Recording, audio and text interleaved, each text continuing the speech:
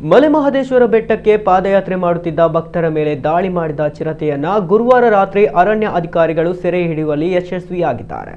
ಕರ್ನಾಟಕ ಅರಣ್ಯ ಇಲಾಖೆ ನೇತೃತ್ವದಲ್ಲಿ ಡ್ರೋನ್ಗಳನ್ನು ಬಳಸಿಕೊಂಡು ನಡೆಸಲಾದ ಕಾರ್ಯಾಚರಣೆಯಿಂದ ಮಲೆಮಹದೇಶ್ವರ ಬೆಟ್ಟ ವನ್ಯಜೀವಿ ಅಭಯಾರಣ್ಯದ ಇಳಿಜಾರು ಪ್ರದೇಶದಲ್ಲಿ ಗುರುವಾರ ತಡರಾತ್ರಿ ಚಿರತೆ ಸಿಕ್ಕಿಬಿದ್ದಿದೆ.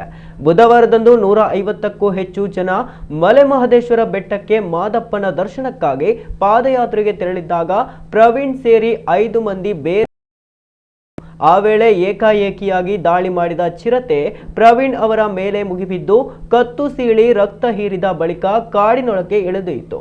ಪ್ರವೀಣ್ನ ದುರಂತ ಸಾವಿನ ನಂತರ ಚಿರತೆಯನ್ನ ಸೆರೆ ಹಿಡಿಯುವ ಕಾರ್ಯಾಚರಣೆಗೆ ಚಾಮರಾಜನಗರ ಜಿಲ್ಲಾಡಳಿತವು ಅರಣ್ಯ ಮಾರ್ಗಗಳಲ್ಲಿ ಪಾದಯಾತ್ರೆಗಳ ಮೇಲೆ ಕಠಿಣ ನಿರ್ಬಂಧನೆಗಳನ್ನು ವಿಧಿಸಿ ಚಿರತೆ ಸೆರೆಗೆ ಕಾರ್ಯಾಚರಣೆ ನಡೆಸಲಾಗಿತ್ತು.